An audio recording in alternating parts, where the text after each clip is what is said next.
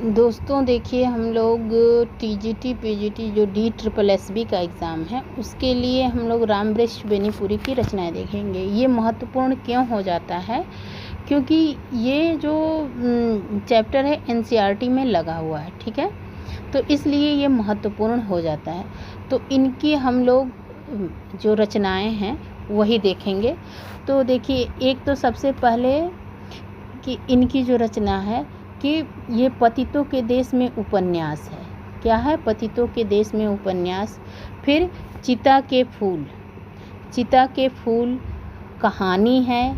अम्बपाली नाटक है। माटी की मूर्तें रेखा चित्र है। पैरों में पंख बांधकर यात्रा वृतांत है। जंजीरें और दीवारें संस्मरण है, ठीक ना।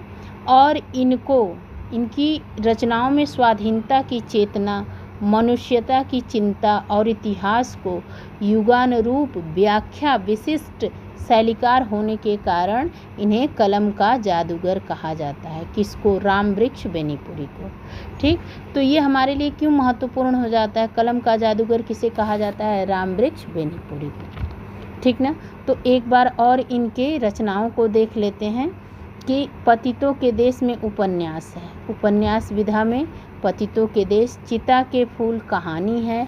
चिता के फूल क्या है? कहानी। अम्बपाली नाटक है। माटी की मूर्तें रेखा चित्र है। पैरों में पंख बांधकर यात्रा वृतांत है।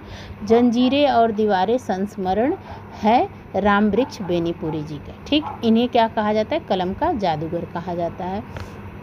और देख लीजिए कि 15 वर्ष की अवस्था में बेनीपुरी जी की रचनाएं पत्र पत्रिकाओं में छपने लगी। वे बेहद प्रतिभाशाली पत्रकार थे। उन्होंने अनेक दैनिक, साप्ताहिक एवं मासिक पत्र पत्रिकाओं का संपादन किया, जिनमें तरुण भारत, किसान मित्र, बालक, युवक योगी और जनवाणी और नई धारा। और NCERT की बुक में जो आपके ये बाल गोविंद भगत जो रेखाचित्र के माध्यम से इसमें दिखाया गया है, इस अध्याय में बाल गोविंद भगत, तो इसीलिए हमारे लिए महत्वपूर्ण हो जाते हैं रामवृक्ष बेनीपुरी।